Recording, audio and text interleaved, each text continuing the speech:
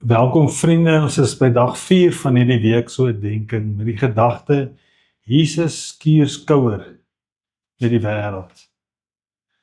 Een van die geestelike waardes van die Jesuïte orde is 'n gedagte van seeking freedom and detachment.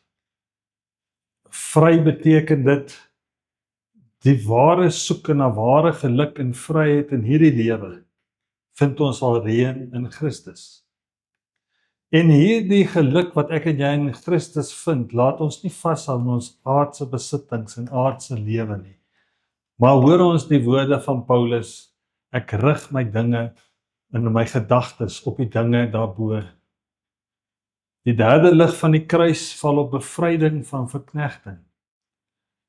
Die groot vraag is wat jou Egipte in jou lewe is, waarvan jy bevry moet word. Nuwe vriende, daar seker baie antwoorde op hierdie vraag. Maar Jesus bied 'n ultimatiewe lewenswyse uit.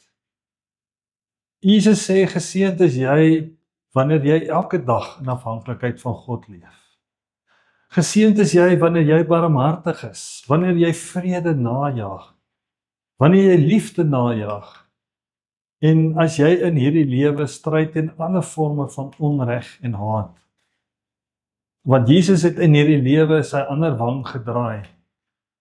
Want die mensdom wil nie die waardes van die koninkryk van God najag nie.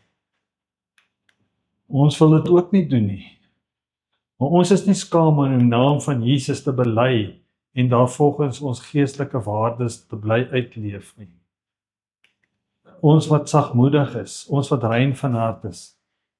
Nou vriende, ons kan vra as dit maar net 'n denkbeeldige geloof, of soos mense dit stel, 'n hemelpastei geloof. Nee, Jesus het op aarde hierdie lewenshandel en wandel konkreet gemaak.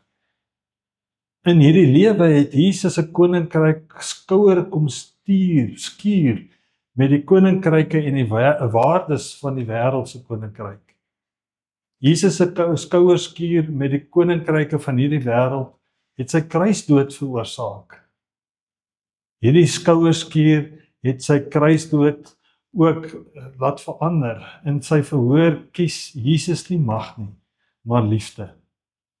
Jesus roep ons op, leef vry en leef vry as jy elke dag my kruis opneem.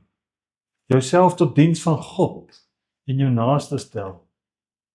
Deel jy in hierdie lig van die kruis. Kom ek bid saam met jou.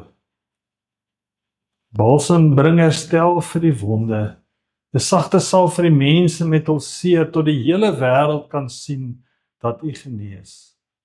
Mag U troos, Heer, deur ons bied. Amen.